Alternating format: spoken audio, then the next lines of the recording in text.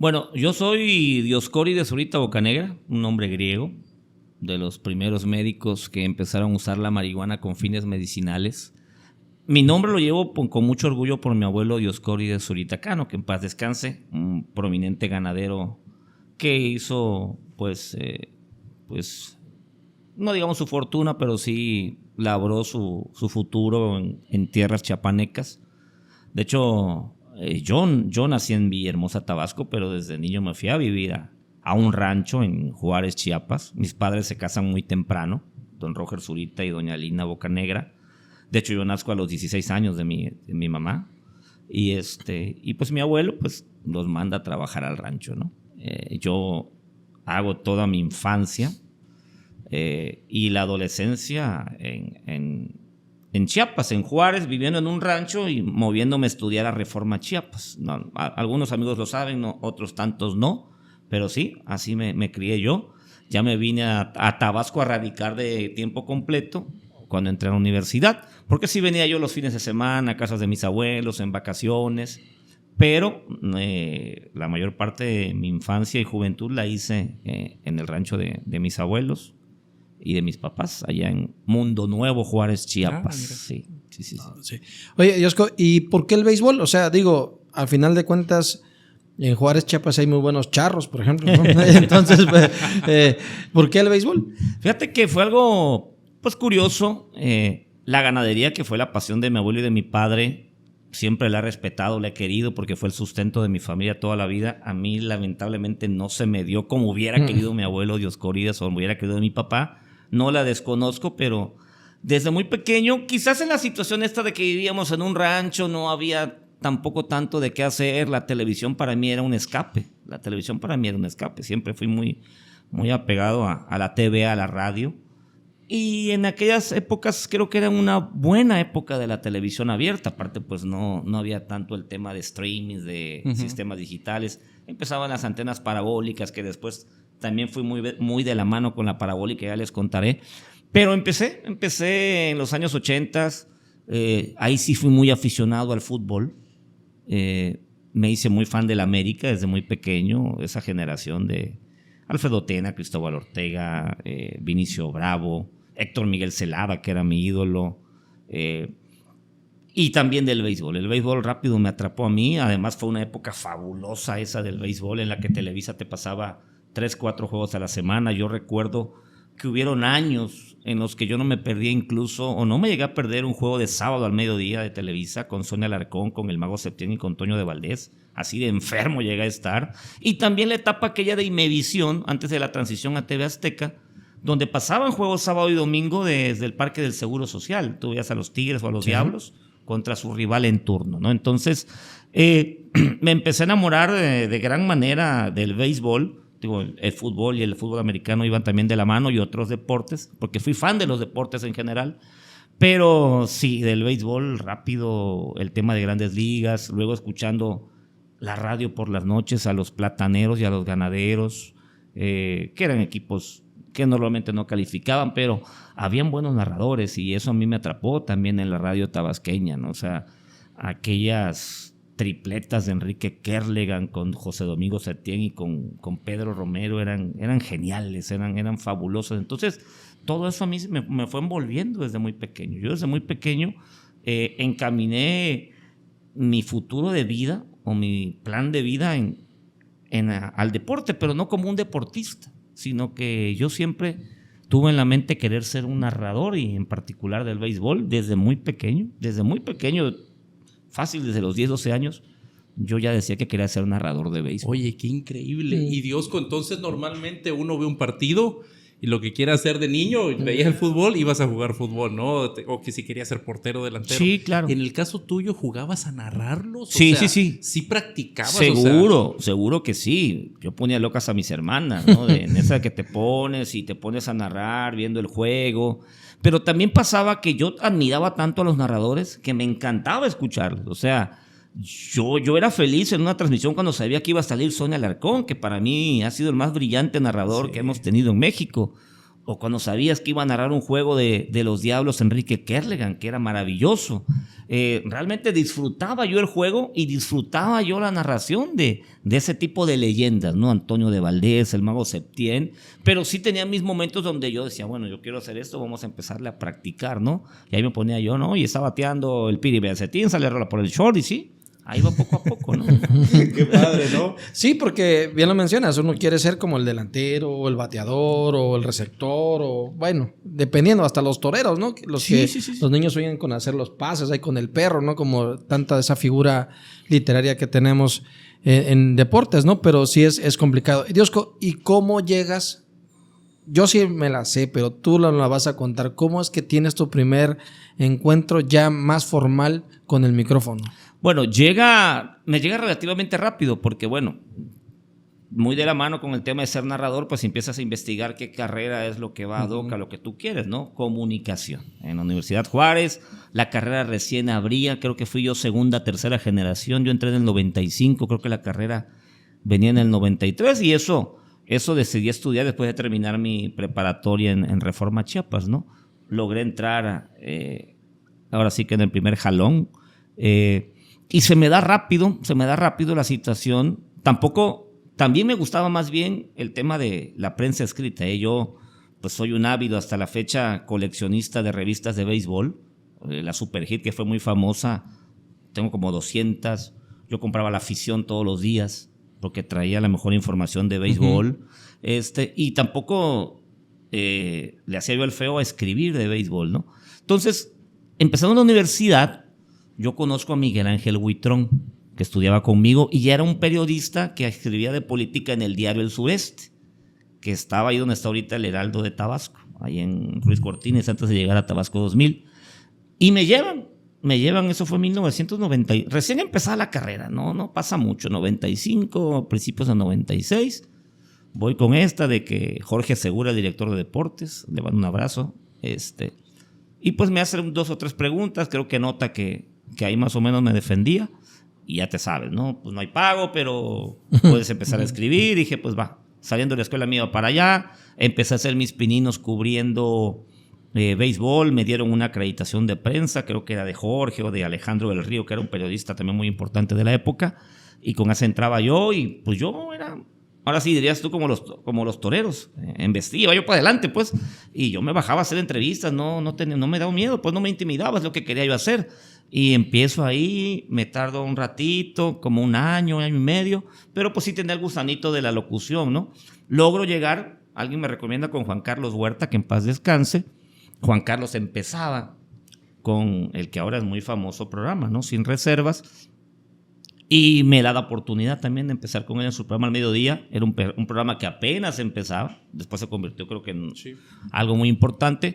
Y logro aguantar ahí como año y medio. Me tocó ahí, yo recuerdo, cubrir la Olimpiada de Atlanta 96. Fíjate, Atlanta. Pero Dios, no como comentarista ni como narrador, sino como la parte de deportes. Yo tenía 5 minutos de deportes. Y si el programa en la política se ponía bueno, ahí me quedaba yo con mi sección. Esa es la verdad. A veces podía pasar 3, 4 días y yo no salía al aire porque, pues, la política es la política, mano, ¿no? Y ahí me quedaba yo. Pero recuerdo muy bien que ahí me tocó cubrir la Olimpiada de Atlanta. Y ya también, no había billete ahí. No había lana. Fueron 2 años en los que piqué piedra. Por ahí Juan Carlos Huerta, el Canal 9, en alguna ocasión contrata unos juegos de playoff de Grandes Ligas. Llaman a Juan Carlos. Estaba Juan Luis Dagduda ahí. Estaba Charlie Levy. Y Juan Carlos, que había narrado béisbol en alguna etapa, estaba un tanto desencanchado, me dice, acompáñame, asesórame un poco con datos y ahí te doy una lana. Ese fue el primer pago que yo tuve. Y sí, después como de una semana que se transmitían los juegos, el señor Juan Carlos Huerta me dijo, ahí está tu dinero. Una buena lana me dio, me acuerdo, claro. Uf. Y ya cobrando billete, fue en el 98 en el Novedades. Manuel Rosales me llama, lo conocíamos de Reforma a él, ya era una pluma prestigiada en deportes. Martín Padrón ya me ubicaba, que era el director de la sección de mis etapas en el sureste. Y sí, me contratan rápido. Y ya por ahí pues ya me dejaba yo ver más. Me empiezan a ver en Corat, que me interesaba, me acercaba yo mucho ahí con Ángel Guzmán, con Carulo. El productor se empezó a dar cuenta, Valentín Carrillo. y él me da la primera oportunidad. Ya para finales del 99 y me dieron unos turnitos en unos playoffs ahí de los Olmecas contra Tigres, y ya en el 2000 pues me hicieron un casting, me quedé, y de 2000 a la fecha pues me he mantenido narrando. 23 años ya narrando. Sí. Ahí con altas y bajas, más bajas que altas. Pero pues estamos aquí, ¿no? Y a final de cuentas nos ha alcanzado para que sea el modus vivendi de uno, ¿no? Que mucha gente te decía, no vas a vivir de eso. Sí. Digo, pero hemos logrado salir adelante. Estuve 10 años en Corat, de 2000 a 2010. De 2011 a 2016 me moví a radio, trabajándole ya al Club Olmecas. Para radio en Casa y en Gira. 2017 salgo de la organización un ratito y me voy a León. Narré un año en León. El único año que paré fue el 2018. Precisamente, previo pandemia incluso. Ándale, 2017 me fui a León, 2018 tenía yo una propuesta de Aguascalientes. Yo no iba a volver a León porque León no cerraba por ahí con estaciones de radio. Y de Aguascalientes me llega una llamada de Gabriel Castañeda, que iba a estar en prensa. Me vuelvo a reencontrar con Juan Carlos Huerta y me dice, no te vayas, yo tengo una estación, esto va a estar padrísimo, te voy a dar un programa, vas a caminar, va a caminar muy bien. Decido quedarme. Ese año pues no narro. Desafortunadamente vinieron los hechos trágicos, ¿no? Sí. Y todo se desdibujó ahí, y ya no narré ese año, ¿no? Pero afortunadamente sale la administración con la que salí yo de Olmecas, la de Juan Luis Dagduc, no tengo problema en decirlo, o sea, ya no le parecieron mis servicios, muy válido, entonces salí y regreso con la del 2019, con Juan Carlos Mansur, que ahí ya volví a televisión. Un año me lo paga Corat, el de 2019, me arreglo directamente con Pepe Chablé, y ya en los últimos 2 años, porque hubo un año ahí atravesado el de la pandemia que no hubo temporada, pues ya el Club Olmecas se hace cargo de las transmisiones, ¿no? Que se crea este departamento llamado Olmecas Network, y bueno, ya el club es el que me contrata a mí para narrar los juegos, que a partir de este año, que es la primera vez que pasa, se transmitieron tanto en radio como en TV. O sea que son 23 años, digamos así, en este periodo. Quitemos el 2018 nada más, ¿no? De que no narré. Y usted póngale cara ya, porque cada que usted enciende la televisión y a nivel nacional, porque eso también es importante comentarlo, sí. Cuando usted ve un partido de Olmecas que está local, siempre la transmisión que es AIM, creo que la lleva a nivel nacional. Sí, en el verano hay. Sí. Y usted escucha una narración de un juego de los Olmecas, está Diosco. Entonces, usted póngale cara, porque muchas veces usted se imagina el comentarista, y yo ya le puedo poner cara. Sí. Afortunadamente, ese es un trabajo muy noble en ese sentido, ¿no? En el tema de que la gente, siempre uno tiene a la que no le caes bien, eso es válido, ¿no? Y luego cuando trabajas del lado del club es más difícil, porque te cae encima cuando el equipo le va mal, o sea... Es parejo. Es parte del show y uno lo entiende. Te ven parte del equipo. Así ¿no? es, y uno quisiera que hay que correr a ese, uno trata de ser mesurado, ¿no? Pero bueno, también entiendo a la gente, ¿no? Pero normalmente la afición conmigo se ha portado muy bien, creo que ahí hemos picado piedra, hemos tratado de hacer el trabajo de la mejor forma posible, y creo que la afición eso lo valora y lo respeta, ¿no? Y lo que gusta es tu estilo, Diosco, porque realmente no caíste en un estilo de griterío. Es que te voy a decir una cosa, así, y yo siempre se lo he dicho a mis amigos, a Mauricio, a la gente que me conoce. Yo desde joven me di cuenta de mis limitaciones como narrador. Yo sé que no tengo la voz de Antonio de Valdés o la voz de Enrique Kerlega. Entonces yo tenía que buscar la manera de que pudiera yo narrar. Y para eso tenía que encontrar un estilo, tratar de ser auténtico, genuino en lo que hago, ¿no? Y siempre trato de ponerle emoción al juego, así vayamos ganando 11-0 o perdiendo 11-0, ¿no? Tratar de que el aficionado se quede con nosotros. Entonces yo conozco perfectamente mis limitaciones, yo las conocía desde chavo, porque mucha gente te llega a decir, no, con esa voz no vas a llegar. O sea, no, necesitas primero que tu voz imponga. Yo dije, no necesariamente. Vamos a buscar la manera de que uno pueda intentarlo, ¿no? Y a mí Valentín Carrillo, el productor a mí me lo dijo. Vas a poder, tienes que cuidar tu entonación, porque No eres la voz más privilegiada, pero tienes tu estilo y eso es lo que me gusta, ¿no? Sí, porque piensan en una voz de locutor, ¿no? Sí, Donde así, va a llegar así. la Sí, voz como penetrante. como la del Negro Aguilar, como tantos genios que Sí. hemos tenido aquí, no solamente en el deporte, ¿no? Gente que se fue a México a triunfar, Gustavo Ferrer, el Negro Aguilar, Manuel López Ochoa, que eran unas voces extraordinarias, ¿no? Pero bueno, uno hace su intento con sus limitaciones y sus alcances y afortunadamente ha caído bien esto. No, claro, y te lo decía yo porque a mí realmente me gusta escucharlos narrar. O sea, sí hace sentir esa emoción en el juego. Y Sí, eso es lo padre. siempre he que logras tratado eso, ¿no? transmitirlo, Digo, mira la voz de Charlie Levy, por ejemplo, ¿no? La voz de Charlie Levy te Sí, impone, cómo o sea, no, cómo no, desde que tú lo escuchas hablar, ¿no? Estuvimos en Ciudad de México ahora no hace mucho para la serie Olmecas Diablos de rol regular.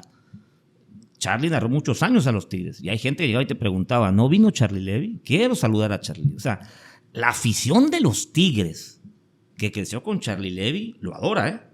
Y te dice mucho, no, es que la voz de Charlie Levy, impresionante, la manera de narrar. Sí. No, pero es que te digo, uno sabe que no tienes ese alcance, pero pues tratas de suplirlo y de llevarlo de otra manera. Insisto, afortunadamente así se ha podido, ¿no? Qué bueno, felicidades. Oye, Diosco, y ahora es más difícil. Porque tenemos muchos narradores o mucha gente que con esto del streaming, con los medios de comunicación digitales, pues ya agarran un micrófono y se ponen a hablar. Y a veces malinforman, maldicen, mal comentan, o no saben o no tienen ni siquiera el conocimiento de causa. Fíjate que en las etapas que yo soñaba con ser narrador, era Televisa. Si tú querías trascender a lo grande, era pues, Televisa o TV Azteca. Ahorita hay... Aparte de más empresas, hay eso que tú dices, que ya cualquiera, con todo respeto, pone su camarita, pone su micrófono y te pones a narrar. A mí me ha tocado escuchar a gente muy buena, a como gente que dices, uy, no puede ser que esto pase, ¿no? Pero son las ventajas de los tiempos modernos, ¿no?